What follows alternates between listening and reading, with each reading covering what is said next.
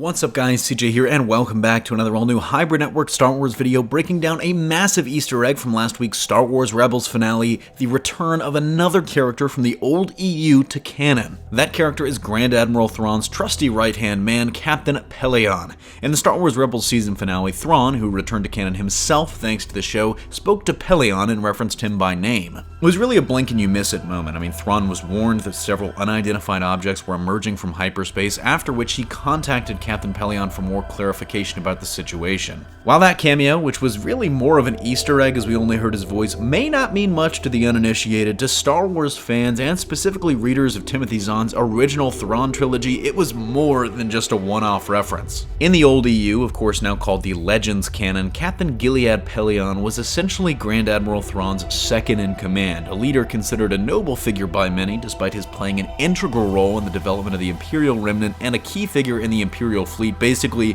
from the Battle of Endor on.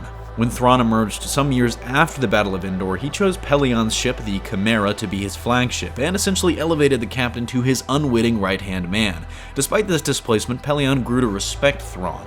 When Thrawn died, it was a huge blow to the Empire. Multiple failed attempts to re-establish the Empire ensured that Pelleon was essentially a soldier without an army, but eventually he was plucked out of exile by Natasi Dala, the founder of the Imperial Remnant. He served Dala much as he had Thrawn, but he also received a hefty promotion for it as he was named Admiral and Supreme Commander of the Imperial Fleet, an honor he held until he was assassinated nearly 40 years after the Battle of Yavin. But what does the future hold for Pelleon now that he's canon once again? Well, that probably has something, or everything, to do with Thrawn himself. In that series finale, Thrawn and Ezra Bridger were both carried into hyperspace by the migrating Purgils as part of Ezra's plan to defeat the overconfident Admiral and liberate his home planet of Lothal. Well, this seemed like it may have been the end for both characters. According to Rebels creator and showrunner Dave Filoni, Thrawn and Ezra both survived, though how and where they're going to end up is unknown. Pelleon is going to reappear. It's almost certainly going to have to be in tandem with Thrawn in some way, shape, or form, unless he's just going to cameo as an Imperial officer in some other project.